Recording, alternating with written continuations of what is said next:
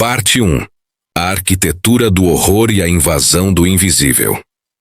O que você vai ouvir agora não foi retirado de um livro de ficção ou de um filme de terror de Hollywood.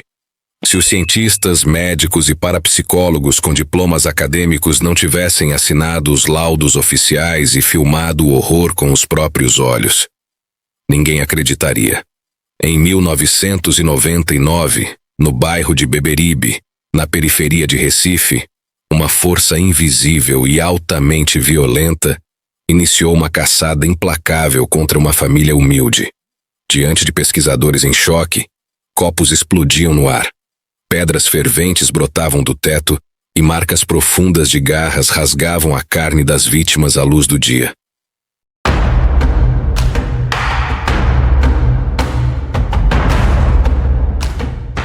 Apague as luzes, feche as portas e prepare sua mente. O canal News Web Doc desenterrou os relatórios proibidos e reais do poltergeist de Beberibe, o ataque espiritual mais agressivo e documentado do Nordeste brasileiro. Antes de darmos voz aos detalhes viscerais deste arquivo secreto que desafiou a ciência e a sanidade dos investigadores, faça parte do nosso círculo de investigação. Se você é fascinado pelo mistério real, pelo inexplicável e pelas verdades que tentam esconder do público, clique agora no botão de se inscrever e deixe o seu gostei. Sua inscrição é o combustível que permite ao News Web Doc continuar vasculhando os arquivos mais sombrios e perigosos da nossa história. Agora concentre-se. O pesadelo de Beberibe está prestes a começar. O ano de 1999 caminhava para o seu encerramento quando o bairro de Beberibe, uma zona de ruelas estreitas, becos e casas coladas na periferia de Recife, tornou-se o epicentro de uma atividade paranormal de violência sem precedentes no país. Longe dos holofotes da mídia sensacionalista tradicional nas primeiras semanas, o horror escolheu uma residência humilde e de alvenaria simples para manifestar sua fúria mais destrutiva. No início, os sinais foram interpretados como problemas estruturais comuns ou a simples ação de roedores circulando pelo forro e telhado da propriedade. Eram ruídos secos de arranhões na madeira, estalos nas paredes durante a madrugada e uma oscilação constante na temperatura dos cômodos, que passavam de um calor abafado e típico da região a um frio congelante em questão de poucos segundos. No entanto, o que habitava as sombras daquele endereço não buscava apenas assustar os moradores. Buscava carne, sangue e a destruição psicológica completa de cada membro daquela família trabalhadora. A rotina da casa ruiu por completo em uma tarde pacata de agosto. Enquanto a matriarca preparava o almoço, os copos de vidro guardados no armário da cozinha começaram a vibrar até estourarem simultaneamente em uma rajada violenta de estilhaços que cobriu o chão de cimento. Não houve impacto externo. Não houve tremor de terra nas redondezas. Foi um pulso de energia invisível que destruiu os objetos de dentro para fora. Nos dias que se seguiram, o fenômeno ganhou massa, peso e agressividade. Panelas pesadas de ferro eram arrancadas das prateleiras e arremessadas contra as portas com força suficiente para amassar o metal. Lâmpadas queimavam em série, uma atrás da outra, mesmo quando a chave geral da fiação elétrica da residência estava completamente desligada. Os moradores tentavam encontrar uma resposta lógica, trancando as portas e as janelas com trincos novos, mas o inimigo já estava do lado de dentro. O verdadeiro terror do caso Beberibe, aquilo que o diferencia de qualquer assombração comum e o coloca no topo dos arquivos paranormais do Brasil, foi a transição rápida dos ataques contra a matéria para os ataques diretos contra o corpo humano. A força invisível desenvolveu uma obsessão sádica e implacável pelos moradores, cercando-os nos corredores e quartos. Relatos detalhados e documentados em diários da época descrevem que os membros da família começaram a sofrer beliscões violentos enquanto tentavam dormir. Ao acenderem as luzes, assustados pela dor repentina, Encontravam hematomas escuros e profundos se formando em seus braços e pernas, na frente de seus próprios olhos. O fenômeno agia como um predador invisível, deixando marcas vermelhas de garras que queimavam na pele como brasa viva. A casa havia se transformado em uma armadilha de sofrimento físico, e o desespero crescente terminou atraindo a atenção do Instituto Pernambucano de Pesquisas Psicobiofísicas, IPPP, que enviou uma equipe de cientistas, médicos e parapsicólogos para o local. Quando os pesquisadores instalaram seus sensores de ondas eletromagnéticas, gravadores de áudio analógicos e câmeras térmicas na residência, esperavam desmascarar uma fraude familiar elaborada ou um surto de histeria coletiva induzido pelo estresse da periferia. Em vez disso, foram transformados em testemunhas de uma escalada de violência que desafiou seus diplomas acadêmicos e sua própria sanidade. Diante dos olhos dos cientistas, objetos pesados de decoração levitavam a centímetros do chão, antes de serem disparados contra as paredes. Pedras de tamanhos variados brotavam inexplicavelmente do teto e caíam com estrondo nas salas, quentes ao toque, como se tivessem sido arrancadas diretamente de uma fornalha subterrânea. O ambiente era de pura opressão. Os gravadores de áudio captavam sussurros guturais distorcidos nas frequências de rádio, e a sensação de estar sendo vigiado por algo maligno tornou-se uma constante unânime entre todos os presentes na casa. A ciência estava encurralada dentro das paredes rachadas de Beberibe. Os gravadores de áudio captavam anomalias sonoras assustadoras, vozes estáticas, sussurros guturais em frequências extremamente baixas, que se sobrepunham às vozes dos pesquisadores, pronunciando palavras distorcidas que pareciam uma litania de dor e zombaria. Um dos investigadores mais céticos, ao tentar se aproximar do quarto do jovem catalisador para inspecionar o teto de onde as pedras caíam, sentiu uma força invisível empurrá-lo violentamente contra o batente da porta. Ele caiu no chão com o supercílio sangrando, testemunhando um pedaço de concreto fervendo materializar-se no ar e cair exatamente onde sua cabeça estava um segundo antes. A atmosfera da residência havia se tornado espessa, sufocante, carregada com uma malignidade palpável que exalava o cheiro nauseabundo de matéria orgânica em decomposição, misturado com o ozônio de fiações elétricas tostadas. Líderes religiosos de diversas denominações começaram a cercar a casa, atraídos pelo clamor de socorro da família e pela repercussão silenciosa que corria pelos bastidores da comunidade.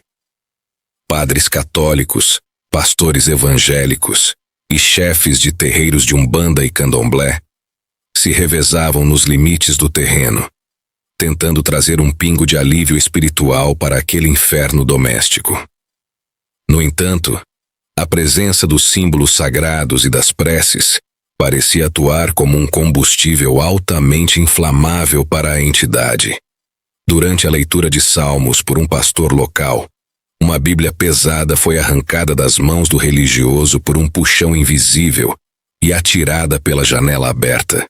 Os crucifixos de metal colocados nas paredes das salas entortavam de cabeça para baixo sozinhos, como se as mãos invisíveis estivessem moldando o ferro frio com a facilidade de quem molda cera. Os cânticos espirituais eram abafados por batidas rítmicas e violentas, que vinham de dentro das paredes.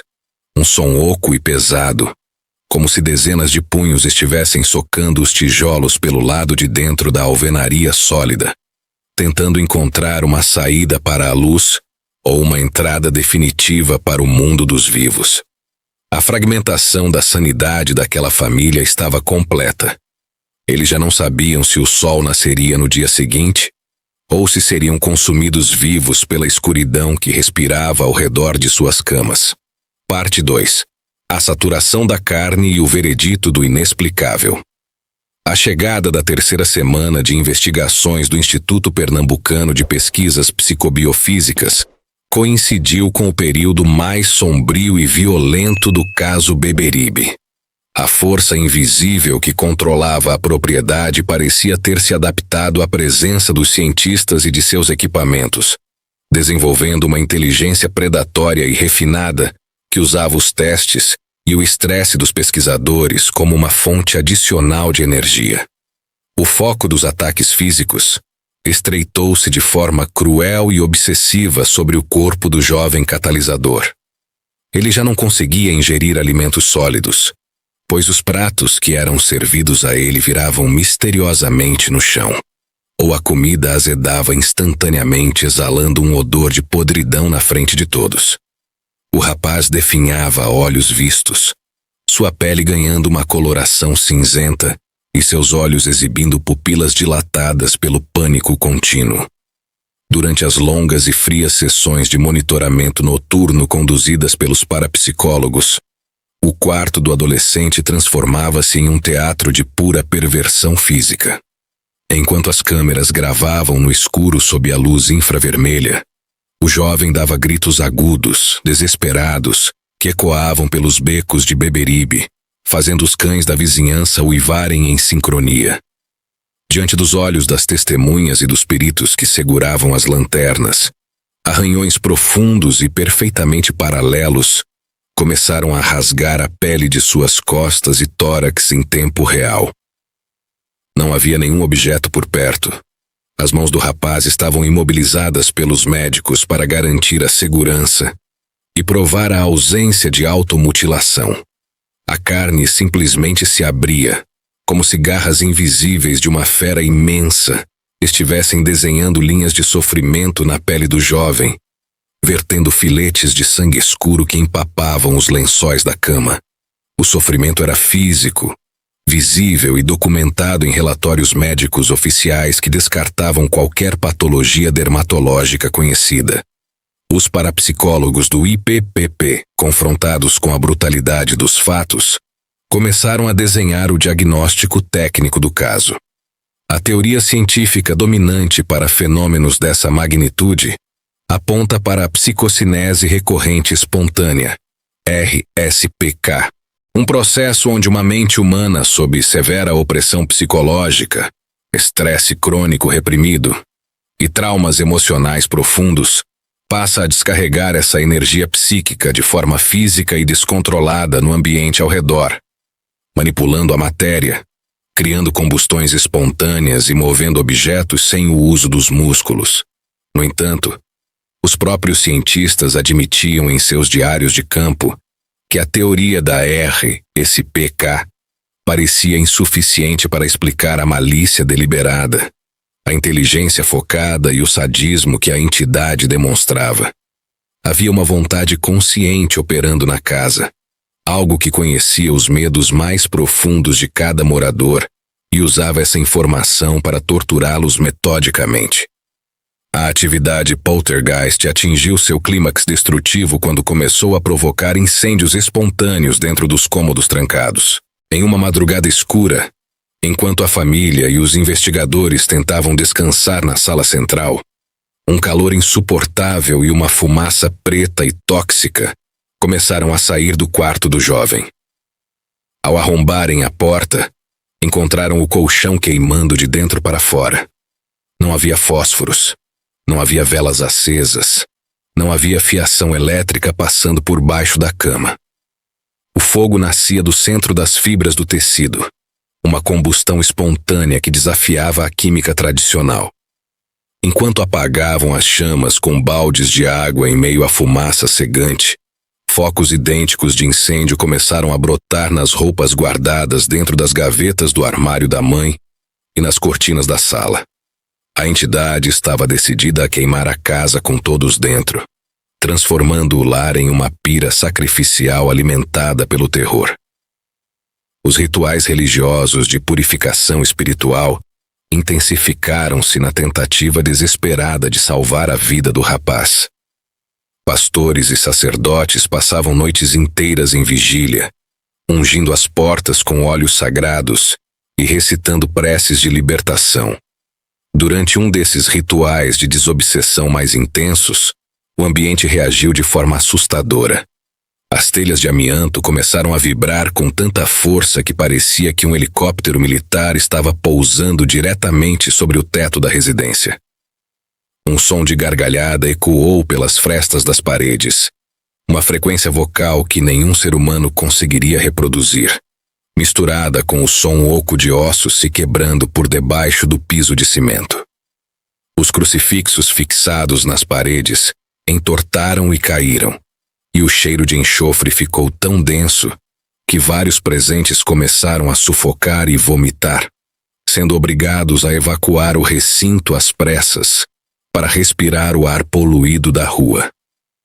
No início de setembro de 1999, após semanas de bombardeio contínuo do invisível, agressões diárias que deixaram cicatrizes permanentes no corpo do adolescente e a destruição total de todos os móveis e eletrodomésticos da propriedade, a equipe médica e os parapsicólogos do IPPP emitiram um veredicto final e humanitário. A família não sobreviveria se permanecesse naquele endereço por mais uma semana. A carga de estresse psicológico e a saturação da energia espiritual no terreno haviam atingido um ponto de não retorno. Se continuassem ali, o rapaz seria consumido até a morte pelo esgotamento físico ou pelos ferimentos provocados pelas garras da entidade. O laudo técnico final do Instituto foi redigido, catalogando os eventos como autênticos e descartando qualquer possibilidade de fraude humana ou mecânica, fixando o caso Beberibe como um dos marcos mais assustadores da parapsicologia moderna. Diante do perigo iminente e sem qualquer perspectiva de paz, a família tomou a decisão mais dolorosa e drástica de suas vidas. Abandonaram a residência com as poucas roupas que ainda não haviam sido queimadas pelo fogo espontâneo.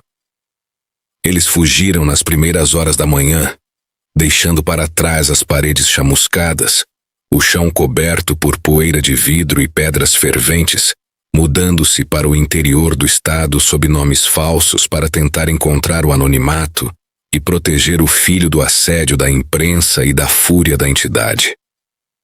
A casa de Beberibe permaneceu vazia, trancada e evitada por todos os moradores do bairro, que cruzavam o lado da rua ao passar pelo terreno após o pôr do sol, jurando que ainda podiam ouvir os trincos das portas girando sozinhos na escuridão e o som de garras invisíveis cavando caminhos por entre os tijolos abandonados. O caso encerrou-se nos arquivos, mas deixou um aviso eterno e silencioso de que as fronteiras que protegem o nosso mundo material do abismo das sombras são terrivelmente frágeis e que existem forças famintas rastejando no escuro das periferias, apenas esperando o farol do nosso medo para cruzar o véu e reivindicar a nossa carne. A família de Beberibe abandonou aquela casa em 1999 para salvar a própria vida e a sanidade. Os cientistas do IPPP fecharam os relatórios, mas o mistério continua sem uma resposta definitiva. Até que ponto a mente humana sob estresse extremo pode manifestar o caos? Ou até que ponto estamos cercados por forças conscientes que se alimentam do nosso sofrimento? O que assombra os pesquisadores até hoje é que a energia que causou aqueles ataques em Recife não sumiu do planeta. Ela apenas perdeu o seu canal de vazão. E enquanto você ouvia cada detalhe dessa história real, a sua mente desenhou o horror. Você reviveu a energia daquele terreno. Dizem que o medo e a curiosidade profunda funcionam como um farol no escuro para esse tipo de presença. Então, se nesta noite você ouvir um estalo estranho na sua parede, um copo se mover sozinho na cozinha, ou sentir um calafrio inexplicável rasgar as suas costas, não olhe para trás. Pode ser apenas o eco de Beberibe, procurando uma nova bateria viva. Esse foi o News Web Doc de hoje. Durma bem, se puder. Histórias como o Poltergeist de Beberibe nos lembram que a nossa realidade é cercada por mistérios que desafiam a nossa própria compreensão da ciência. Se este arquivo secreto do News Web Doc prendeu a sua atenção e trouxe um calafrio até o final, Não vá embora sem deixar a sua marca na nossa comunidade. Compartilhe este vídeo com aquele seu amigo que jura que não acredita em nada e deixe o seu comentário abaixo. Você acha que tudo era o poder oculto e descontrolado da mente daquele jovem? Ou uma entidade maligna real e consciente? Eu leio e respondo cada teoria de vocês. Ative o sininho de notificações para não perder o nosso próximo documento investigativo. E clique em um dos vídeos que estão aparecendo na sua tela agora para continuar navegando pelos arquivos do News Web Doc. Muito obrigado pela sua companhia e até o próximo mistério.